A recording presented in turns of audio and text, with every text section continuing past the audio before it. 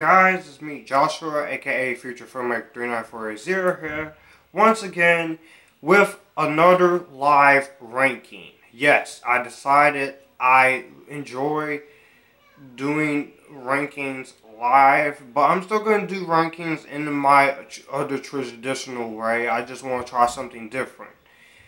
But this is not for a movie franchise or a movie series or anything like that. No. I figured, well, since the release of Dunkirk, and Dunkirk is getting ready to come out on Blu-ray and DVD in December, I figured why not talk about and rank all of Christopher Nolan's movies from least favorite to my favorite. Now, I am going to say this now. I have not seen Following. That was his first movie. Hello, Peter. This is a Chris Nolan ranking, as I said. And not only I'm going to give you guys the Chris Nolan ranking tonight, but I'm also going to give you guys a Terminator ranking after this. So stick around for the Terminator ranking because we're going to have fun. This is Chris Nolan's ranking. I have not seen Following yet. And I don't know if I should, because a lot of people have said that it's his worst films. And if you know me, I enjoy Christopher Nolan. He is a great director. He brought back the Cape Crusader from a fate worse than death, and after Batman and Robin, and I figured, why not? And I have reviewed a couple of his movies on my channel. The Dark Knight trilogy, Inception, Interstellar, Dunkirk. The only ones I have not reviewed are Insomnia, Memento, and Following. But I don't know if I should see Following, because people say it doesn't feel like a Chris Nolan movie and some people love it. I don't know. You guys can tell me in the comments down below as you are watching the live stream, and you let me know if I should see it or not. But anyways, I do have the list written here on my little clipboard, and I am going to read off the list on my clipboard. So you guys get ready for it. And please remember, this is my ranking, so share your ranking down below, and respect my ranking, I respect yours, and try not to get angry or antsy, or don't ask any stupid, embarrassing questions in these comments, because I do not want to put up with that on this hangout today. So, let's get started. Coming in number 8 is The Dark Knight Rises. Yes, The Dark Knight Rises. Now, I first saw this movie in 2012. I enjoyed everything about it. I loved this movie. I loved everything in it. And this came out at a very dark time during the Aurora, Colorado shootings. To all the families and people out there who got hurt in the shooting of Aurora, Colorado. I know it was back in 2012, but I hope I give you guys my deepest sympathies out there. So, that's basically how I feel. And The Dark Knight Rises, I thought it was great. I thought it was amazing. I thought it was a masterpiece. But rewatching it now, I still think it's an amazing film. I still think it is a near masterpiece as the first two. I really enjoyed Batman Begins, and The Dark Knight is my favorite Batman movie ever, and my favorite of the Dark Knight trilogy. But this one, the more I rewatched it, there was a few things that I didn't end up liking on the first time around.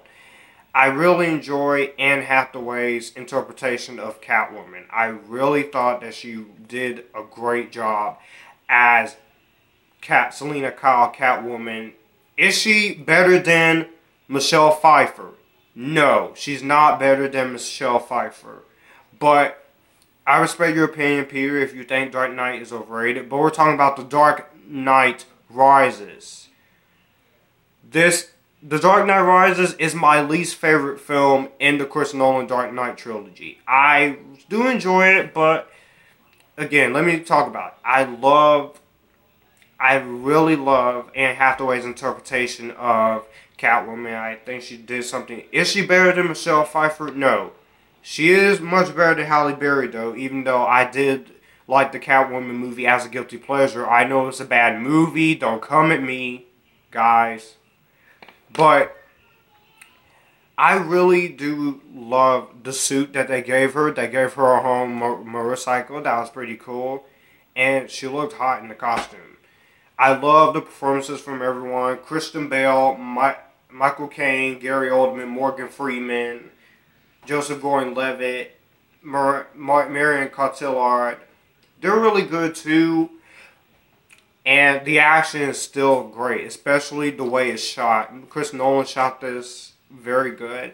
And the last few minutes of this movie, I found out was shot using IMAX. And the writing is good, the dialogue is great, the directing is good, the music is even good by Hans Zimmer. No, I don't like Ben Affleck better than Christian Bale. My only problem with Ben Affleck is that he kills. And I didn't like that. But Christian Bale, I really do like as Bruce Wayne, Batman. I do enjoy Ben Affleck as well. But thanks for the question, Peter. But the problem, Tom Hardy was also really great as Bane. You right the wrongs of a certain character that you did wrong, very wrong back in 1997. But the only problem I have, which I'm about to get into the problems right now, I feel like that after a while, Bane, he was hard to understand at times at first, but now I can understand what he's saying. But that ain't the issue. The issue is they turned him back into what they did back in 1997. Especially that the Talia al Ghul twist. I hated that twist. I really did. I thought that was just pointless and out of nowhere and just it doesn't fit this movie totally.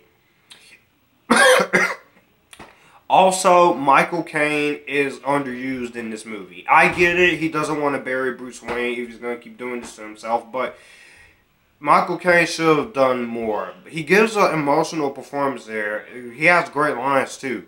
I won't bury you. I buried enough members in the Wayne family. I swore to the parents I'll protect you, and I haven't. So, yeah. Also, I don't like the scene where Bane breaks Batman's back. I hate that scene. I still hate it to this day. I hated it when I first saw it in 2012. It did not make any sense. I don't like it. I understand what Chris Nolan was trying to do in that scene to show that he's vulnerable, but you could have done something else to make Batman. There is barely any Batman in this movie. That's another problem. For a movie that has Batman in it, Batman should be in it more. But the biggest problem I have with this movie is that it goes on for 10 minutes too long. It's too long. 2 hours and 45 minutes. I usually don't complain about a movie's runtime. But this is one of the few movies where I do complain about the runtime. I complain about the runtime with Pirates of the Caribbean 3 It Rolls In. If you want to see my review on that, I don't want to talk about that movie again. Even though I gotta get the Blu-ray with the trilogy pack as well as the other two. But anyway, The Dark Knight Rises, I still think is a great conclusion to the Chris Nolan trilogy, despite some issues, and you got one sexy Catwoman. For the DCEU, again, I would like to see Olivia Wilde as Catwoman. I don't know why I pick Olivia Wilde as Catwoman for my personal pick. Maybe because she does something she would do, she'd probably sell me in that movie. Number 8 is The Prestige. Now, this is a really great film. I like The Prestige. It's a good movie. But it's not one of my favorites. Batman vs. Superman I like Batman vs. Superman and The Dark Knight Rises. BVS, the theatrical edition, has issues, but the ultimate cut is better. And Dark Knight Rises, I like too. But The Prestige, I really do enjoy. Christian Bale, Michael Caine, Hugh Jackman. This is the only movie where Wolverine and Black Widow has worked with Chris Nolan. This is the only film where I do it. And the magic tricks are good. The movie keeps you guessing what's going to happen. Oh, and I also reviewed The Prestige as well. The music is good. The only problem I have with the music is it doesn't feel like it's Chris Nolan music, but it's still good music though. Acting is good. Cinematography is here. Andy Serkis is also in here. And the cinematography looks good. There's a lot of twists and turns. And the movie goes on. It's only 2 hours and 10 minutes. The only problems I have with this movie is that I didn't understand what the ending was going on in that ending. And I still don't rewatching it. But that's the only problem I have. Other than that, The Prestige, great film. Great movie. At number 7, we have Insomnia. This is one of his most underrated films. And Insomnia is very, very different from what I've seen. It's a very true good movie. It's really enjoyable. I think the movie is passable. I think it's tolerable. But the problem I got with this film is that some of the movie does drag on for a bit, but the performances are good. You got the late Robin Williams, Al Pacino, Hilary Swank. All of the acting here is great. Directing and writing is good, and the twists and turns, it just keeps you wanting more. It keeps you thinking what's gonna happen next, and that is what I really enjoy about Insomnia. And the reason why it's number 7 is because not only this is his most underrated film, I feel like, again, there are parts in this movie that does drag on for a tad bit too long. But I really enjoy Insomnia. Coming to number 6 is his most recent film, Dunkirk. And Dunkirk is a great film. I reviewed it back summer movie season. This is one of my favorite films of the year so far. But hold on, I gotta do this. Dunkirk may be my favorite movie of the year, but there was no way it was gonna be the best film of 2017 with this.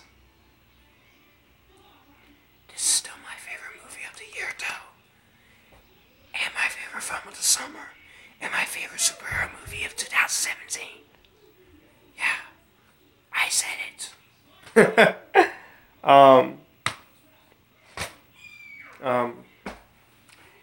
Yes. Now, Logan I liked too, but that movie I have problems with. It got a little bit too out of hand with the rating. And it got a little bit too brutal. And it was a little boring in the beginning, but other than that, great film. Dunkirk is at number 6. I think it's a great film. There's no CGI. Everything is practical. Chris Nolan, he's not a fan of CGI, and he has admitted that. Everything is real. He stayed true to the events that happened. The acting is great from everyone. Theon Whitehead, Tom Hardy, Cillian Murphy, Harry Styles in his film debut. All the acting in this movie is good. It's an hour. People has been very split on this movie. Some call it his worst film. Some call it his best film. I think this is one of his better movies. I think this is his second underrated movie, right next to Insomnia. And I do have problems with this movie. People complain that there's not a whole lot of character development. Well, you're not going to get that Black Hawk Down moment in Black Hawk Down. You're not going to get the moment where all of them talking about their wives and stuff. You're not going to get all that, because this movie is an hour and 47 minutes. It gets you straight in, gets you straight out. You're not going to go all... And for people, the character development is going to be disappointing. But me, it didn't really matter to me because Chris Nolan still knew what the hell he was doing with this movie. So I can still sit through this movie. But another one, the main flaw I have in Dunkirk. Hold on, let me do.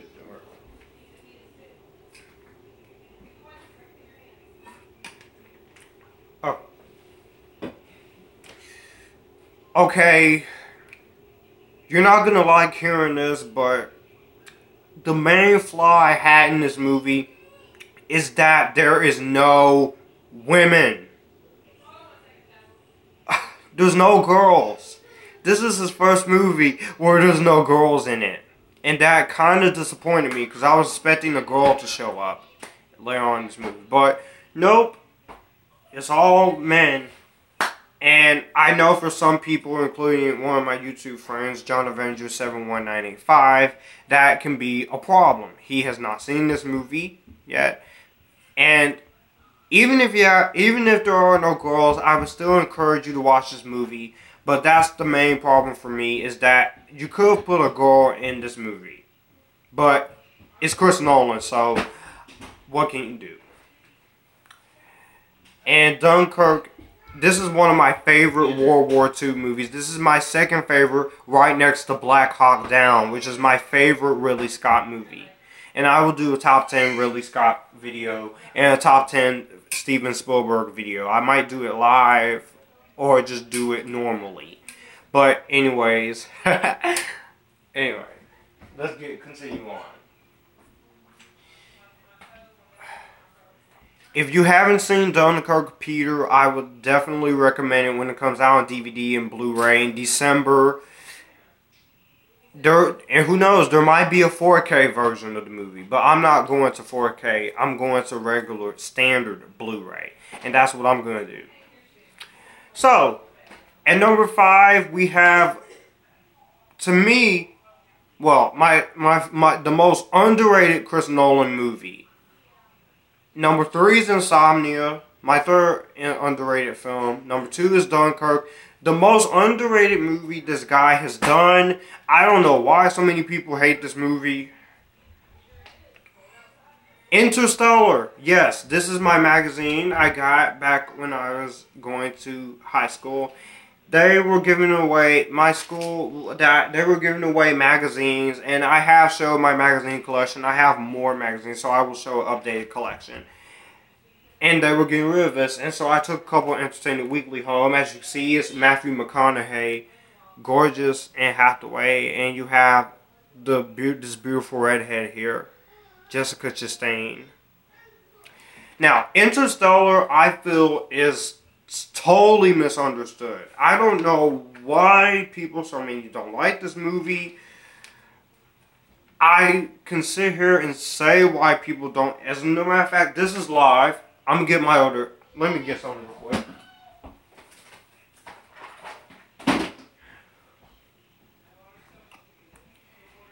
Yes, I have seen Spider-Man Homecoming. I loved Spider-Man Homecoming. Like I said, we are not having any stupid comments on this live stream. Or on the Terminator one, because I will delete them. I will get to Inception soon, Peter. But Interstellar, I thought this was a great movie. This movie was very emotional. It was very emotional. It was very ambitious. This movie is mind-bending. This is not an action movie, guys. Just like with Blade Runner 2049. This is not an action movie. It's not. It's not. You can't expect action in this movie, okay? Yeah, I really enjoy games. I'm about to sorry about the back. This may not be an action. It may not be an action movie, but it is. But it has action parts.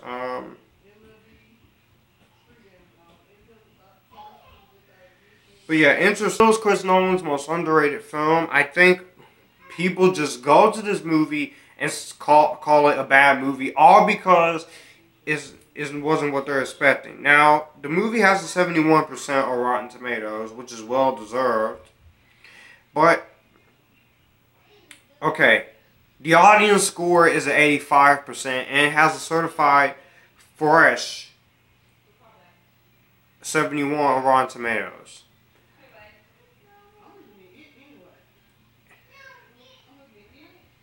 And Interstellar is just a good movie. I really do think there's an audience for this movie. I think his direction is very good.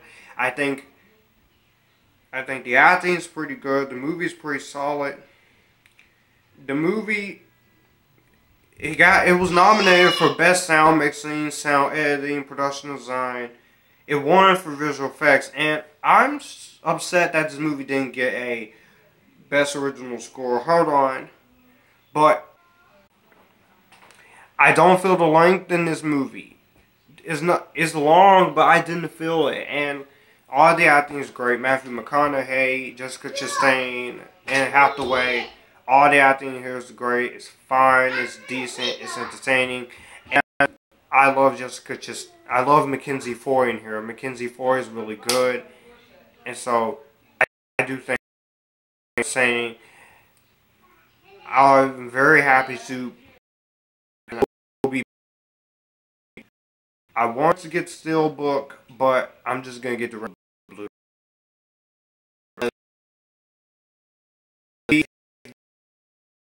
Sure, it's gonna be boring, but movie where there's not a lot of action and focuses on a story. Hint, Blade Runner 2049. Sorry about that. And number 4 is Memento. Memento, this is a great Chris Nolan movie. Guy Pearce, Carrie-Anne Moss, everyone in this movie is great. I think this movie is fantastic. I think this movie deserves its recommendation. This movie did a great job. Everyone did a good job. Chris Nolan did a great job. What's up, Kyer? The directing is good. There's so many twists and turns you don't see coming in this movie, and this is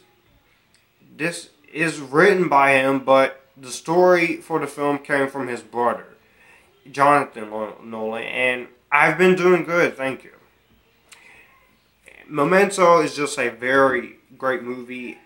I don't know what else to say about Memento. I guess you're just gonna have to wait until I review this movie to hear what I think. But for now, I'll just say it's a great movie. Acting is great. Everything's on point. Only problem is I kind of feel like the movie got a little boring in the second act, but it is still an amazing film. It's still an amazing movie. I still encourage you to watch Memento. Coming at number 3 is another mind-bending movie. And it is Chris Nolan's Inception. Inception was one of my favorite movies of 2010. I didn't see it right away, but I catched it on TV once, and I watched it, and I really enjoyed Inception. Inception is a great movie. Chris Nolan, he just went all out with this. I love how all the practical work and the miniature work and the effects are really good. It's like a dream within a dream thing.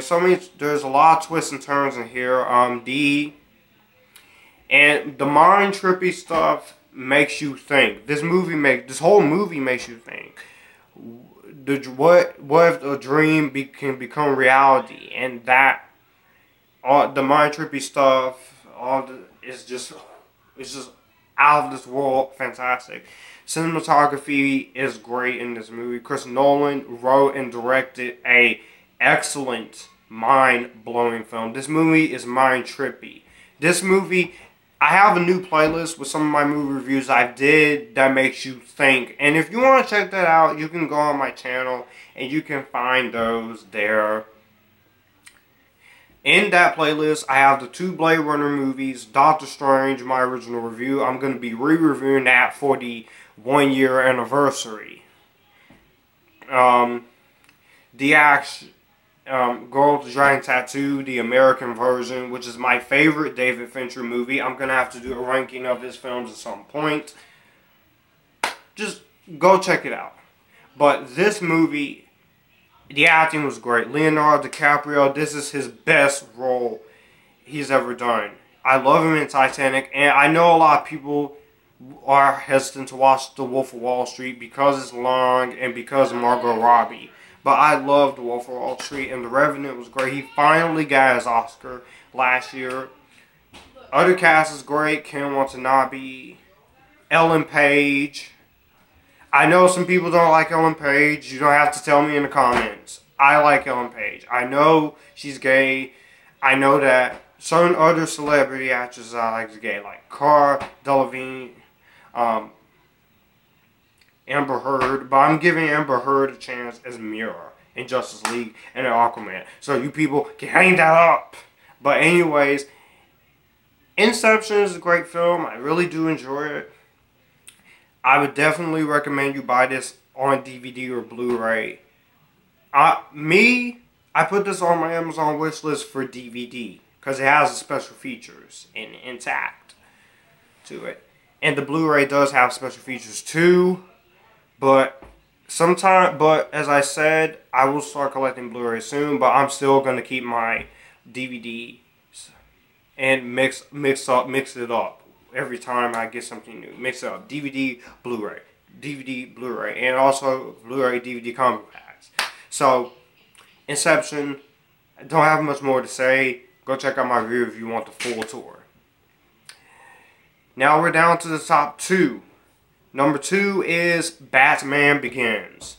The redemption of the Caped Crusader. Immediately after Batman and Robin. It took a long time for Batman to come back. 2005, because Batman and Robin killed Batman so hard on the back screen that it took a long time to recover.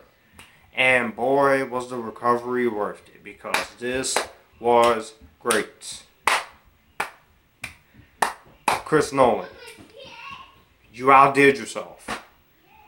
And for your first superhero film you did, I have to give you a lot of praise. I gave in this movie a lot of praise back when I first reviewed it in 2016, at the beginning of 2016, when I was doing Superman and Batman reviews leading up to Batman vs Superman: Dawn of Justice.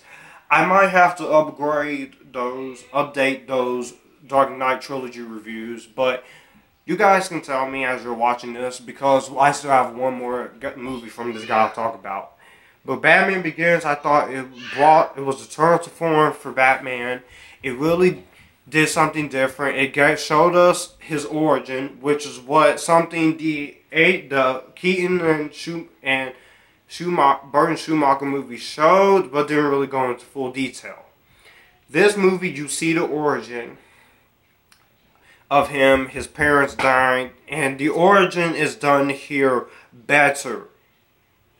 I like the way they did Origin and BVS, but this did it more greatly, because Chris Nolan wrote it, Chris Nolan directed. The Tumbler is my favorite look at the Tumbler in all 3 movies. And did I forget to mention that they brought the Bat in The Dark Knight Rises? Yeah, I did. But Batman Begins, really great film. Christian Bale knocked it out of the park with his portrayal of Batman and Bruce Wayne. I know people make fun of his voice, but I don't mind his voice. Ben Affleck's voice, I don't mind either. It's just the problem is, Ben Affleck's voice as Batman sometimes, it feels like he's a voice modulator, and it kind of feels like I'm listening to Daredevil speak.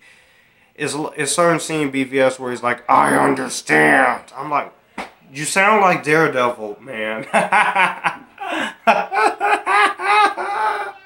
But Batman Begins is great.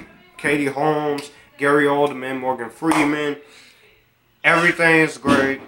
I love how this movie plays out. And yeah, this movie is great. I love how this movie plays itself out. It's great. And the way the suit looks is my favorite look of the suit in all of these Batman movies. And the theme music is really great. It's 2 hours and 20 minutes. Didn't feel it. Dark Knight Rises, I did feel the length. The next one, I didn't feel the length. But we're about to get into that right now because my favorite Chris Nolan movie of all time is The Dark Knight. You can't beat The Dark Knight. The Dark Knight, this for my friend Anthony Jenkins, who's here on YouTube. This movie got him into wanting to do movies one day. This movie, besides other movies I've seen before this, they got me interested in wanting to be a movie writer and movie director and filmmaker and actor. And Heath Ledger's performance is something that Jared Leto cannot be better at. Because Heath Ledger put everything he got into this. Yeah, he did. It did cause him to lose. It did cause him his life though. But he was great in this movie. I think this is his best performance in any movie. I have seen him in a couple of other things. I have not seen Brokeback Mountain because I don't really know about that movie. But I really do think The Dark Knight is a great film. 2 hours and 32 minutes. I don't feel anything in this movie. I think this movie is great. It's magnificent. It's truly a work of art. The acting here is great. Everyone does a great job. The only problem I have is that Scarecrow gets underused in the last two movies, but it's okay. I didn't mind Two-Face being in this movie, even though I will agree he could have been in it a lot more or saved for another movie. But if you would have done 4 of these Nolan Batman films, that would not be a trilogy anymore. So I'm glad you just stuck with a trilogy and gave us Bane done magnificently. But Heath Ledger's Joker is great. Very quotable lines. Choose between one life or the other. Your friend or district attorney, or his blessing rights. And he makes me laugh. The laugh is creepy. The way he looks is creepy. I love Jack Nicholson's Joker. I really do. But he kind of felt a little cartoonish at times. But this one, Heath Ledger was more serious and more scary. Jared Leto's Joker, I'm fine with, but it's going to take some getting used to because I don't like the fact that they gave him tattoos. Joker is not supposed to have tattoos. Read your comics, people. Read your fucking comics. I don't read comics, but I know who Joker is. He's a crazy, sick guy who thinks of Harley Quinn as a henchman, doesn't really care for her love for him, and he physically abuses her. Which I'm very against that as Joker as a character, but I still love Joker for the most part. Aaron Eckhart, Two-Face, Harvey Dent was great. The music's great. Everything about this movie is great. You can't. There's not a single problem I have with this movie except for Scarecrow being underused. That's just a nitpick, though. It's the Two-Face thing. That's a new nitpick. But I still love this movie. It's one of my favorite movies of all time. It's one of my favorite superhero movies of all time. And it's my favorite Chris Nolan movie of all time. And I can't wait to have all 3 Chris Nolan's Dark Knight movies in the special edition pack. Not the big box that I see on boxes. It's similar to it, but it has a Dark Knight Trilogy Special Edition where you get the letter and the villain pictures and all, yeah. And that is my Christopher Nolan ranking from worst to best, guys. I know this was long. I know we have some problems, but the best thing that you did for me with this is save me the trouble of not having to delete any comments. So, let me know what you guys think about the Chris Nolan ranking down below. How would you rank his movies? from your favorite to least favorite. I will catch you guys later, and if you like this, you can come here and we can have a good time, and I will see you guys for the Terminator ranking from worst to best. And if you are a fan of Terminator, you are going to, you may be disappointed with the list, and you might like the list. So, yeah.